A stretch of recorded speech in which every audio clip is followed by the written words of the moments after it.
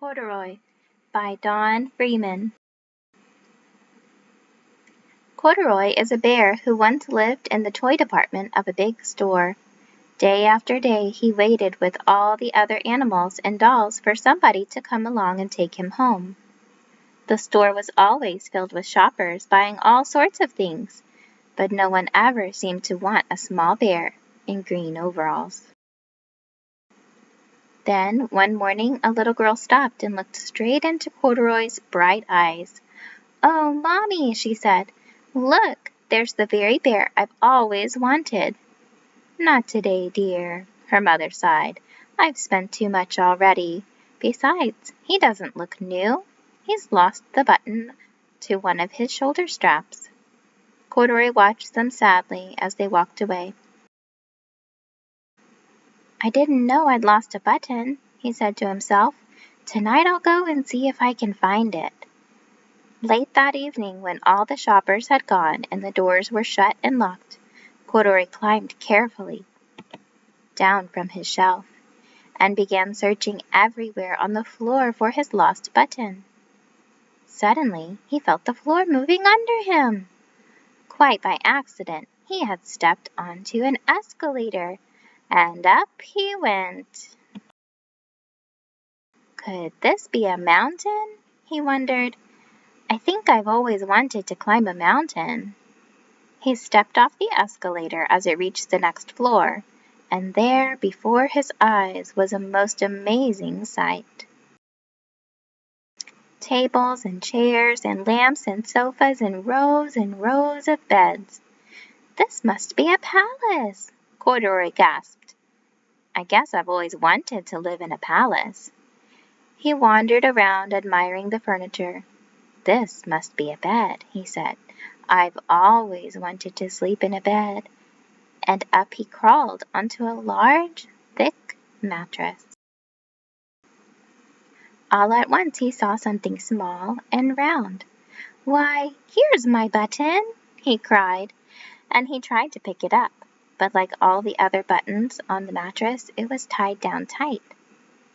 He yanked and pulled with both paws until, pop! Off came the button, and off the mattress Corduroy toppled. Bang! Into a tall floor lamp. Over it. Fell with a crash. Corduroy didn't know it, but there was someone else awake in the store. The night watchman was going his rounds on the floor above. When he heard the crash, he came dashing down the escalator. "Now, who in the world did that?" he exclaimed. "Somebody must be hiding around here." He flashed his light under and over sofas and beds until he came to the biggest bed of all, and there he saw two fuzzy brown ears sticking up from under the cover. "Hello," he said. "How did you get upstairs?" The watchman tucked Corduroy under his arm and carried him down the escalator and set him on the shelf in the toy department with the other animals and dolls.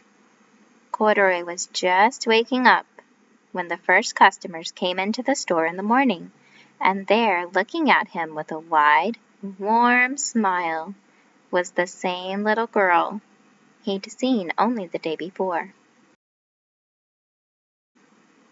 "I'm Lisa," she said, "and you're going to be my very own bear. Last night I counted what I've saved in my piggy bank, and my mother said I could bring you home." "Shall I put him in a box for you?" the saleslady asked.